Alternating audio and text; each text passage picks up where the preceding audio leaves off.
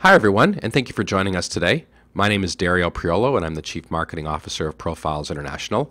And I'd like to take the next 5 minutes to walk you through a white paper that we published recently called The Powerful Act of Coaching Employees. Now, some of you may have already downloaded this paper, and if you have, that's okay. We'll summarize some of the key findings in the next 5 minutes in this video so that you have the benefit right now of some of the insight in the paper. And then when you have time and it's convenient, you can drill into more detail by actually reading the paper. And for those of you who haven't downloaded the paper, you can do so from our website, www.profilesinternational.com. So here's what's inside. Here's a brief overview. Profiles International is an employee assessment company, and we do a lot of assessments for both selecting employees and developing employees. We do 360s. We do all sorts of assessments that help individuals identify where they need to improve and help their managers give them some insight into how they can go about best attaining that improvement.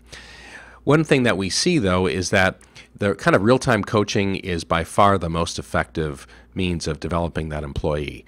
Okay, so let's dive into that a little bit more.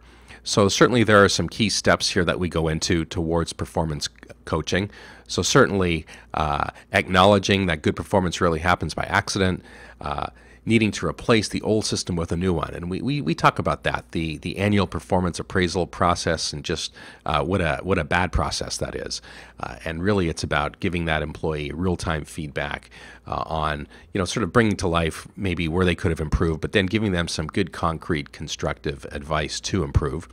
And then finally, the need to just check and recheck, constantly validate that the employee, is doing what they need to do in order to improve, and providing a process for doing that.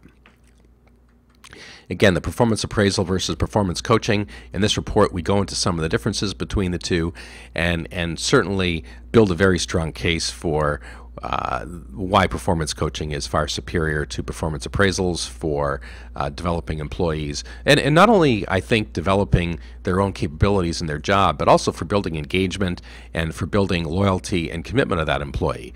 When you're coaching them, it really shows that you care about them and their performance. It really helps them understand better how they fit into the greater organization.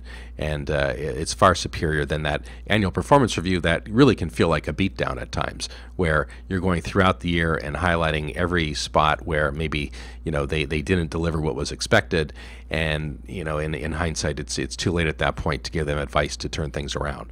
So if you're doing an annual performance appraisal, it's almost too late to really turn that into a positive.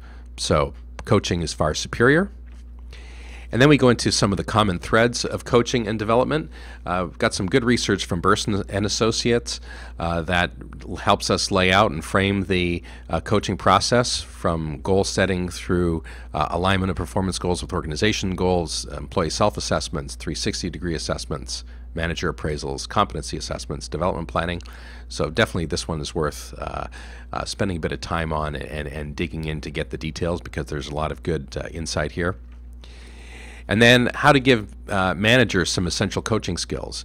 Again, I think we just assume that managers know how to coach, but in reality, that's seldom the case. In some situations, people have been promoted up through an organization. Maybe we see in many cases in sales where the highest performing salesperson becomes a sales manager, and realize that, wow, that's a very different job than prospecting and closing deals.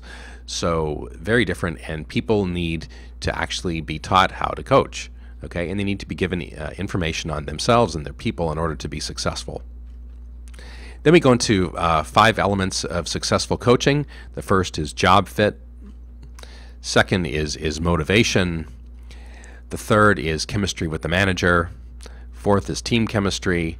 And fifth is leadership. And some of the images that you've just seen come from our assessments. So our assessments all work together to help promote a healthy coaching environment and to give managers good information to coach their people to be more effective and to get results. Okay, so that's the summary here. So what we really encourage you to do is to read this in more detail. It'll help you transition from kind of this annual performance evaluation to building an atmosphere of coaching. Again, lots of great insight in here. Encourage you to download the report, to share it with your colleagues, and we wish you all the best of success with your coaching endeavors. Okay, so have a great day.